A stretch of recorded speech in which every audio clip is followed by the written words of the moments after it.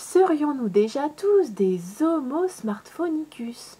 Alors d'après certains scientifiques, les objets connectés présenteraient une menace de piratage du cerveau humain.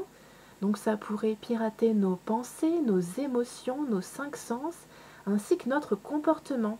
Et pour d'autres scientifiques plus alignés sur les gouvernements mondialistes, ce serait un organe corporel extérieur qui serait inclus à l'organisme humain par la bionique, par l'association de la machine à l'homme, ou inversement d'ailleurs.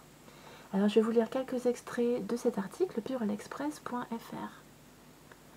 Le portable a pris une telle importance qu'il devient un troisième cerveau, entre guillemets, selon le chercheur Pierre-Marc de Biasy.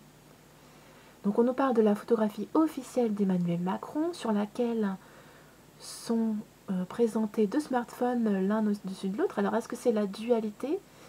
C'est un des sujets préférés des élites satanistes qui les obsède beaucoup. Je passe sur ce passage, en cas vous irez lire par vous-même d'après le lien en dessous. D'une manière générale, cet objet n'est-il pas devenu la marque de notre époque, l'incarnation de l'évolution du monde et de sa pensée? Donc on nous dit l'évolution du monde c'est forcément le transhumanisme et c'est forcément le piratage de la pensée. C'est la double lecture, voire la triple lecture qu'on peut faire en lisant ce texte. Ne serions-nous pas toutes et tous devenus des Homo smartphonicus? Alors, le gouvernement mondialiste aime bien nous mettre devant le fait accompli, bien que ce ne soit pas du tout le cas, c'est juste une manière de rendre plus malléable notre seuil de tolérance.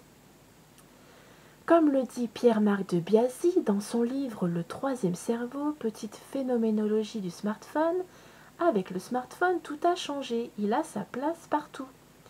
Chercheur au CNRS, Marc de Biasy offre ici une passionnante déambulation dans l'univers numérique. Il s'agit de saisir les différentes facettes du téléphone, à la fois comme un dispositif intrusif, donc qui s'ingère dans la vie de l'être humain, injonctif, qui donne des ordres, et addictif, qui crée une dépendance. Pour comprendre comment le smartphone métamorphose nos usages et notre vie, transforme les représentations du réel et modifie notre vision du monde, l'auteur déploie une phénoménologie du smartphone. Non pas simple état des lieux technique et scientifique, mais davantage réflexion très orientée sur les enjeux et valeurs de transmission et de construction des représentations du réel à partir de l'objet connecté. Dixit les machines, dixit l'intelligence artificielle. Quelles sont les expériences et addictions qui s'attachent aujourd'hui au smartphone? Comment penser l'ambivalence de l'outil pris entre un usage comme médiateur angélique, donc ce serait une médiation, donc un lien avec le divin, soi-disant, et un refuge comme fétiche diabolique. Donc ce serait une influence quand même très maléfique. Entre guillemets, une hydre à trois cerveaux. Alors l'hydre, c'est une créature mythologique qui a plusieurs têtes. C'est un serpent à plusieurs têtes et dès qu'on essaie de sectionner une des têtes, eh bien elle repousse de façon indéfinie. Donc c'est comme si on avait un problème devant nous, un nœud gordien, et qu'on ne trouvait pas les bonnes solutions. Donc forcément ça repousse. Désormais nous avons trois cerveaux, d'après M. de Biasy. Le premier c'est le cerveau, les hémisphères neuronaux situés dans notre tête. D'ailleurs dans cet article on ne cite pas le cerveau en lui-même, donc c'est vraiment une façon de manipuler l'information. Le deuxième, d'après lui, correspondrait aux organes digestifs du ventre. Donc il vous dit que vous êtes résumé à un système digestif, où se cache le désir corporel. Donc là, il pirate complètement les 7 chakras, et il ne garde que les chakras qui lui conviennent pour manipuler l'humanité. Maintenant, d'après lui toujours, un troisième cerveau fait son apparition. Un petit encéphale auxiliaire, donc en dehors du corps, c'est le smartphone. Un petit encéphale auxiliaire tout neuf, sorte de cerveau électronique extérieur au corps, le smartphone. Ainsi, l'Homo smartphonicus est une hydre à trois cerveaux, la conscience, le ventre et le smartphone.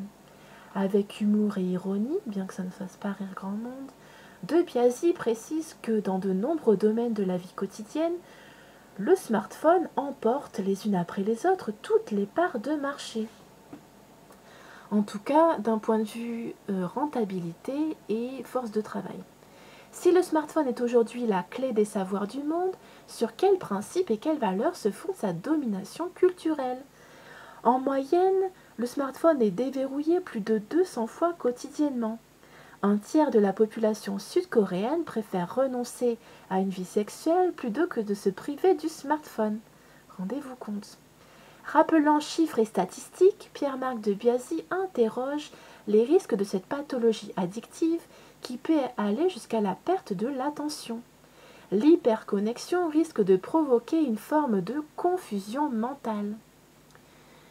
Ça peut être un poison mortel ou un filtre apaisant pour les paresseux, les moutons du nouvel ordre mondial.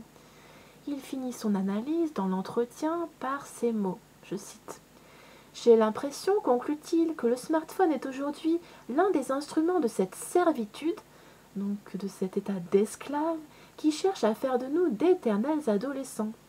Voire plus, puisque quand les gouvernants satanistes nous en disent un petit peu, ils en cachent beaucoup. Est-ce que ça pourrait faire de nous d'éternels zombies? Donc, nous sommes des âmes incarnées. Est-ce qu'il pourrait y avoir un piratage entre l'âme et le corps, de sorte à ne plus pouvoir laisser s'exprimer l'âme et à pouvoir pirater, rendre zombies les pensées de l'individu, le comportement, les émotions, les cinq sens? A plus.